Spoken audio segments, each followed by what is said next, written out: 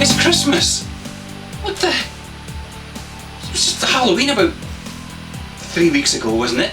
That's what it feels like. I mean, I have vivid recollections of taking my Christmas tree and decorations and putting them in the loft and sort of saying to them, ha ha, you know, see you again next year. If I was to quantify how long ago that felt, it's like 5 or 6 months. I mean, yeah. Years are just flying in. Anyway, all the very best to you and yours, and I hope you're having a wonderful festive season. As you can see, I am. Oh. Very smooth. That's the Jura Origin 10-year-old single malt. Delicious. Anyway, a few years ago I had a birthday. In fact, I'm starting to have birthdays quite regularly. In fact, sometimes maybe once a year. Friends of mine gave me a birthday card. Obviously, because it would have been a complete stranger, I'd have been somewhat dubious. And this is said birthday card. And as you can see, it depicts aeroplanes, because they know I like aeroplanes. But these aeroplanes are the Imperial Airways fleet from the 1930s. British company, that kind of trailblazing company. I mean, coincidentally, I love this period in aviation history. That the whole vibe, this when the world was this huge, vast, unexplored wilderness, and companies like Imperial Airways were helping to sort of make the world a smaller place. Granted, you had to be fairly well off, probably one of the landed gentry, as it was rather expensive. It's not like today where you can buy one of these little package flights, sit on a plane for 2 or 3 hours and step out in some wonderful, exotic location. And also in those days, air travel was fun. These days it's, and pardon my French, shit to the highest degree, and I should know because over the last few years I've done an awful lot of it, travelling back and forth to the States, and it's just the most demoralising experience ever. As I say, not so in those days. These planes were beautifully appointed. There was no such thing as, like, it was all first class no matter where you were. The food, just the decor, everything was just exquisite. The service, everything, wonderful. And it just harks back to, I mean, I say a more innocent time, but I mean, it was between 2 major wars. It was probably no more innocent than it is today, but it just felt more innocent, didn't it? And we like to think of it like that, like our childhoods. So I always wanted to build a Heracles. When I say Heracles, I mean that's the most popular name for what is actually the Handley Page HP42. But I think the Heracles is certainly made more famous by the Airfix kit. And I've always wanted to build one of these. And there is a 1/72 vac form available somewhere, but I'm too chicken to do vac form just yet. I'm still too chicken to do that resin kit. Although I've made a bet with a guy in the model club. He's just bought a beagle, a Russian beagle, funnily enough from the same manufacturer, HPH, and we're both going to start our resin kits at the same time, so that we have someone to console ourselves with. Anyway, so I've always wanted to build a Heracles, and that meant, generally speaking, the old Airfix kit, which is this one. Look at that, isn't that beautiful? This is one of the old red stripe original boxes. I mean, a lot of purists would, you shouldn't be building that, it should be in a museum. It's a collector's item. Well, bollocks, it's a plastic model kit. Its sole purpose in life is to be built, and that's exactly what I'm going to try being the operative word, to do with this. I'm going to try and do it justice as well. But yeah, isn't that wonderful? I mean, look at the instruction leaflet. It smells like old libraries. Ah, it's wonderful. Look at that. It's obviously it's sitting out for like eons, and it's kind of gotten discoloured. But look at this. Look at this. Look. In addition to the diagrammatic instructions, you have it in the written word. When tail assembly is dry, locate and cement protruding tab on bottom of centre fin into slot on top and rear of fuselage. Wonderful. So, yeah, this is the Heracles, and after the little Stuka, and doing all the scratch building on it, I thought, wouldn't it be nice to sort of really just take this kit and ramp it up as far as to my abilities would allow, which in this case obviously means scratch building the interior. all the little tables and chairs, although I may draw the line at stitching Imperial Airways on the curtains. That might just be a little bit beyond my capabilities. But that then presented the first problem, which was the glazing. Now typically on airliner kits, glazing comes in these little strips of clear plastic with these little Coke bottle bottom pieces that represent the actual window that push into the little gaps for the windows, and obviously you can't see a damn thing through them. I'm surprised even the light gets through them. And obviously if I'm going to go to the extent of scratch building the interior, I want to be able to see it. So I've been trying to come up with a method of producing a nice glazing. I was able to acquire some archive pictures of the Heracles. I'm just going to call it the Heracles because it's a lot easier to say that than HP42, and it's more romantic as well, online. And as you can see, that the windows are actually flush with the outside surface of the fuselage. So I want to try and replicate that as best I can. Now the thing, of course, 1/44th, and you can't, I'm not decrying them for this, but the thickness of the plastic means that if you were to scale that up, I mean, if you're looking at a sidewall thickness of probably about that, which is very, very inaccurate. So I want it to be glass and then straight into the tables, or as close to that as I possibly can get, which meant thinning down the sidewalls. And I used my Dremel for that, and I have to say I was a little bit overeager, to the extent that I've gone a little bit too far, and some of these the posts have kind of lost their structural integrity a wee bit, and that kind of sort of knocked the wind out of my sails, and I put this kit aside for a little while. I did manage to acquire a second one, again from eBay, that wonderful resource for us modelers.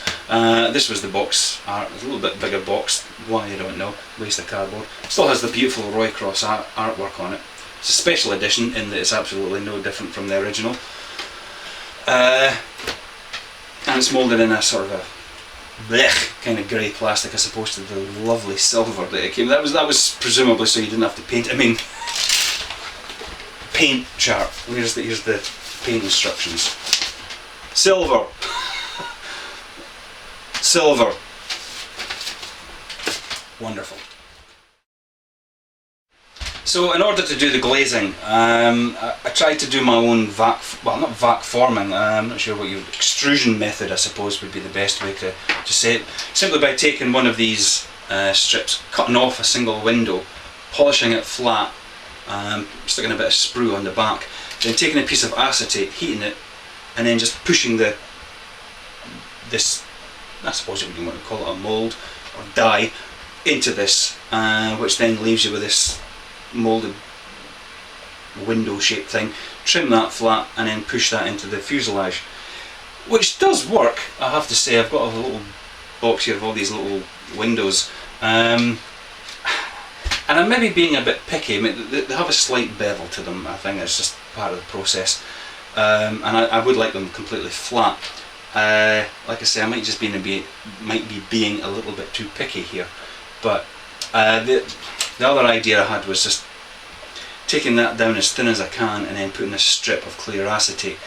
Okay, I'm going to have a little bit of a rim here, but we'll see. I'll keep trying different methods, and who knows. And as I say, because I've got this other kit, I've got a second set to play with. I'm not going to make that same mistake again with the Dremel, but they will need thinned down. But I know how to do it now. Learn by your mistakes. The other thing, of course, with Airfix kits, is very typical of Airfix, certainly the biplane or fabric covered aircraft, is their very heavy moulding to represent the ribbing. I mean, God, this thing sounds like a washboard. It's so vividly moulded. And as I say, with the online archives, you can see that the wing surfaces are actually quite flat. So I sanded down, obviously on the original one, I sanded it down completely, and I've used Tamiya tape to try and replicate that wing surface effect, detail, whatever you want to call it, just by having the one piece of tape and then the other strip just over the lip of the preceding piece, and it just creates a nice, I wouldn't even say rippled, but a nice, it's not panel, that's just fabric effect that's more akin to what the Heracles actually looks like. I mean, I was originally going to use bare metal foil, and have an actual metal finish like the real thing, but I'm going to use alclad and try and make a variation of different tones where possible. But I'm quite chuffed with the way that's actually turned out. I've got that's sealed in with primer at the moment, and also, as you can see from the original wing, I've trimmed off the ailerons, because in the case of the Heracles they're often shown extended, as you can see from the archives, extended whilst on the ground, and the Heracles has what's called freeze ailerons. Now please correct me if I'm pronouncing that wrong. I think it's spelled F-R-I-E-Z-E. And whereas on a conventional aircraft, if you can imagine this is the wing, the aileron fits into this kind of slot here. There's obviously a pivot goes down the length of the aileron, and the aileron would just pivot like this, so the airflow would go either above the wing or below, and lift would be achieved accordingly. A freeze aileron is actually completely separate from the wing itself. It's just connected via rods, actuator rods, and it moves like this, and it allows airflow not only to pass over the top of the wing, but to pass over the top of the aileron in this little space here, and it greatly enhances the control of the aircraft. So I want to show them extended, so I've got them cut off and sanded accordingly so that they'll fit. Where the hell are we? Which one is this? God, is it that one? Yeah, that one. So that it can actually be shown in the extended position. And also the tailplane. Now this is actually, I was never a big biplane fan, although I must admit I really want to get some of those wingnut wing kits. They just look absolutely... A little bit of trivia is the wingnut wings. If you've ever watched any of the Lord of the Ring movies, you'll notice it's Wingnut Films. Well, it's actually Peter Jackson that owns Wingnut Wings. It's his company. He's got a fascination for World War I aircraft, so that's actually his company, Wingnut Wings. And I was never a big biplane fan, just simply because, I don't know, just because. But anyway, obviously the Heracles is a biplane, and the tailplane assembly, actually the main wings aren't rigged, but the tailplane is. And this is actually my first attempt at rigging, and I'm going to blow my own trumpet here. I'm damn chuffed with this. This looks good. To the extent that I may actually try a biplane in the future. And I've used invisible thread for it. I know you're supposed to use lycra thread, which is it's stretchy so you can get it nice and taut, but this seems to have worked quite okay. And I've completely revamped this over the original Airfix design, in that these little side stabilizers are actually completely separate from the main structure, so they sit on little actuators, and there's another, I don't know what these things do, just like support assemblies underneath, so I've scratch built them. Yeah, and I have to say, if the rest of the build turns out to that standard, I'm going to be quite chuffed with it. Oh, I'll tell you one other good thing about getting the second kit was the decals that came with the original. As you can see, they're yellowed beyond usability. I mean, I suppose I could have taken a nice sharp blade and tried to cut them out, but nah. Look at that. Aren't these beautiful? And they're so it doesn't say that who they're made by. I mean, they look cartography. But they're just wonderful, thin and in perfect register, and beautiful and clear and wonderful and good and gorgeous, and I'm so happy about that. So anyway, so that's where we are with the Heracles, or the Handley Page HP42. I just thought I'd make this video just so that you've got something else to sit and wait for, part 2 or part 3 and part 4 or whatever. I'll tell you one thing that I did actually enjoy was the propellers, which are wooden. I've seen a lot of builds in magazines and online and whatnot of biplanes with their wooden propellers and the gorgeous effect that people are able to achieve. You do them in kind of like a sand colour, and then you take a brown oil paint and just sort of drag it over with a brush, like a hard brush, so that it creates a wood grain effect. But at 1/44th scale, they just look like brown propellers. But I do have a second set, and I'm going to have another go at that until I'm really happy with it. So there we go, that's the Heracles. That's where I am with that so far, and so this is just, it's just so good. Anyway, hope you all have a wonderful Christmas, and we'll see you all again very, very soon. Fa la la la la and all that stuff.